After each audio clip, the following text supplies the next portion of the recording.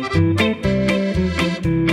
tout le monde, j'espère que vous allez bien. On se retrouve pour une nouvelle vidéo et dans cette vidéo, si jamais vous souhaitez réorganiser un peu vos jeux sur Steam, si comme moi vous avez plus de 100 jeux, voire 300, voire peut-être 1000 et que vous souhaitez faire des listes comme j'ai fait moi, une liste humour où on retrouve des jeux d'humour, une liste où on retrouve des jeux manga parce que j'aime bien quand même les mangas, une autre liste où on retrouve des jeux de sport, une autre liste où on retrouve des jeux d'énigmes. Donc voilà.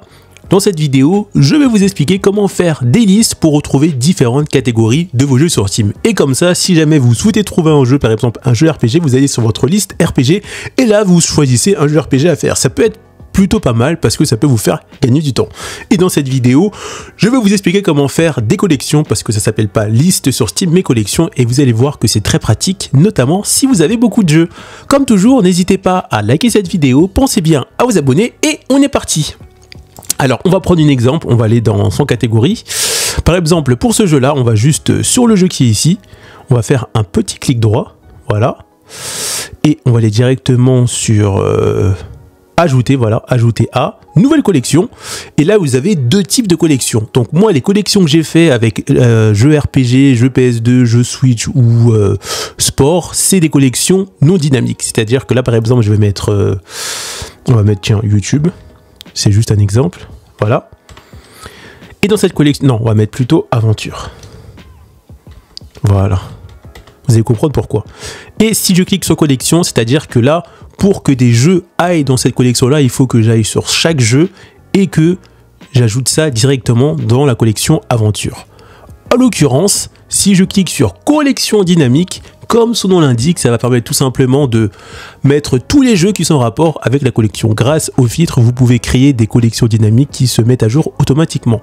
C'est-à-dire qu'à chaque fois que vous allez acheter de nouveaux jeux, par rapport aux différents, par rapport aux différents filtres que vous avez dans le jeu, que ce soit aventure, RPG, ça va se mettre directement sur la collection dynamique. Et là, je fais collection dynamique.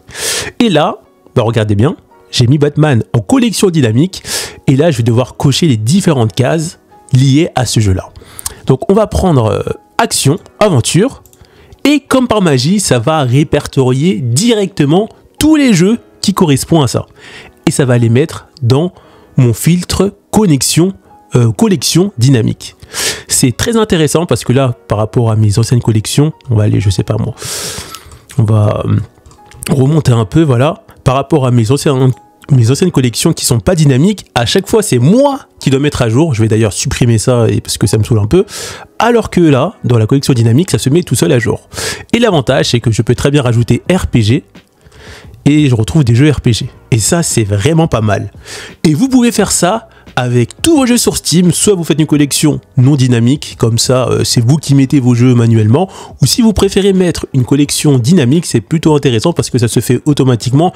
À chaque fois que vous achetez un jeu, vous n'allez pas devoir le mettre manuellement dans une de vos collections, ça se fait tout seul, mais le problème c'est que parfois je suis pas d'accord avec le choix de la collection dynamique, c'est pour ça que moi je préfère d'un côté la collection classique. Mais voilà, vous avez différents choix et vous faites ça pour classer vos jeux dans les collections et pour gagner du temps. Donc voilà, on arrive à la fin de cette vidéo. Si ça vous a plu, n'oubliez pas le petit like, pensez bien à vous abonner et on se retrouve bien sûr pour une prochaine vidéo. A plus!